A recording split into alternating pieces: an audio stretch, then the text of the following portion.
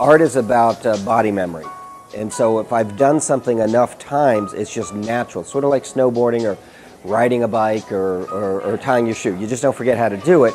And then once I get the body memory down, happy accidents start to happen, things start to happen that I'm like, ooh, that's really cool, or that's surprising and I love it. And so my process really more than anything else is about painting every single day and experimenting. I'm interested with color because I generally don't have real saturated, bright reds or oranges. I always ground in a neutral. And a lot of my paintings they're very neutral, they're very soft, they're very flowing, they're very tranquil, and then I'll pop in with some color. So I do love color, and I do work it into compositions, but I don't just saturate a piece. I finish on a lot of different surfaces. I've been working with resin since 2003, so I've gotten really, really good with resin. But in the last few years, I've added some surface. In order to keep selling to collectors and clients, you have to add some different surfaces and some different options. And so I've added Venetian plaster, I've added encaustic, beeswax, I've added satin, which I do both on board and on paper. I've added paper now, and paper is wonderful. It's a fun medium to work in. And when you frame it, it gives it that extra, professionalism, that extra sort of oomph to it.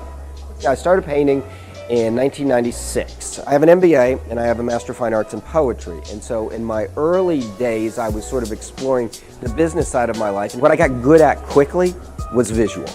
And again, it's the physical aspect. I like to move, I'm high energy. And the painting allows me to do that. And I also love poetry, and composition is the most important because it's so important to place the elements in the right proportion and right areas within a piece of art, whether that's film or that's poetry or that's painting.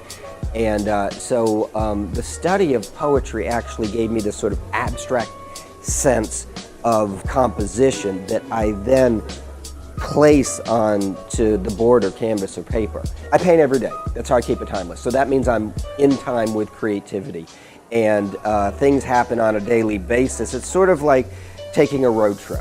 You just never know what's going to happen. Okay, the same thing happens in process with art. You just never know what's going to happen, and something could suddenly happen on any given moment, on any given day, that you'll remember forever, and you'll use that technique in many paintings going forward. But it's through the process that's developed and realized. High Point's one of my favorite markets. It just brings so many people together from all over the world and the country. People that come to High Point are really interested in art and what you do with art, and particularly since I build the art into the furniture. It's sort of a natural fit to me. I'm so excited to be here at High Point in April of 2018. It's wonderful. It's always fun.